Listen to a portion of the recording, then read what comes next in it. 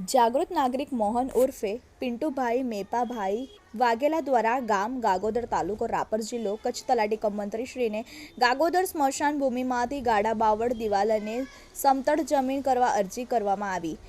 ગાગોદર ગામમાં અનુસૂચિત જાતિ 300થી વધારે પરિવાર વસવાટ કરે છે તેમજ ગાગોદર મેન હાઈવે રોડ નજીક સાઈ કેડિયાનગર રોડ આવેલો છે।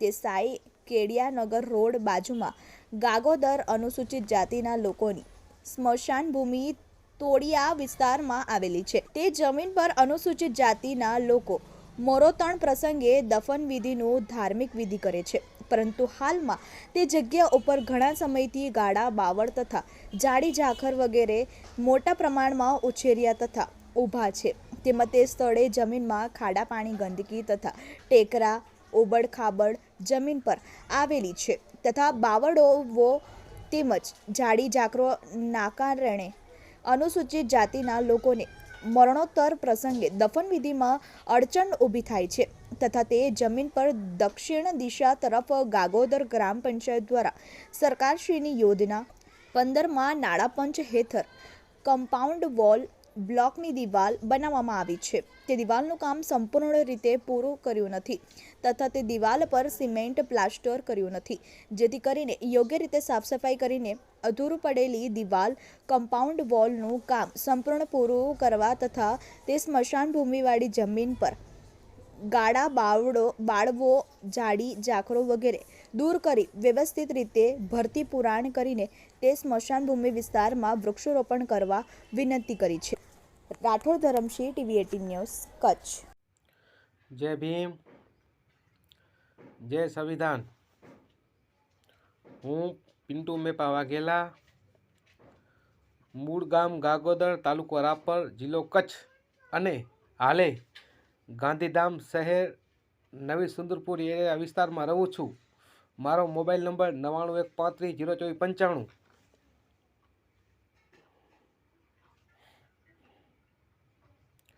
ગત તારીખ 6/1/2024ના દિવસે હું મારા ગામ ગાગોદર મધ્યે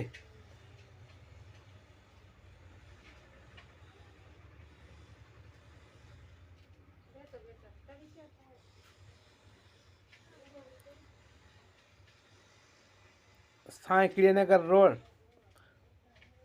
ની બાજુમાં આવેલ અનુસૂચિત જાતિના સ્મશાન ભૂમિની મુલાકાત કરવા રૂબરૂ ગયેલ।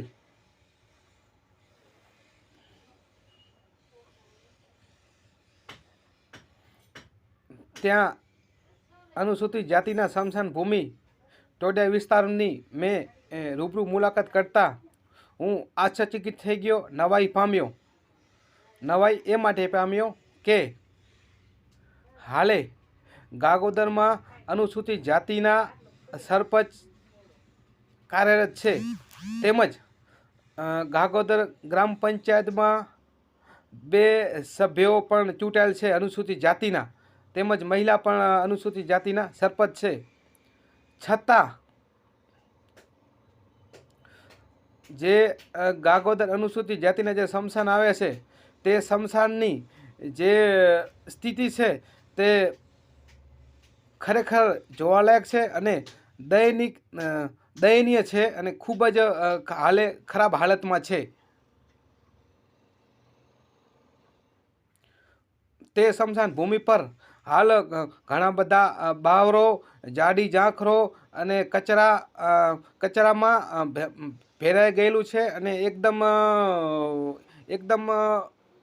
એકદમ જ ત્યાં અંદર જે રોડની બાજુમાં જગ્યા છે તે જગ્યામાં અંદર જવાની બિલકુલ માર્ગ નથી।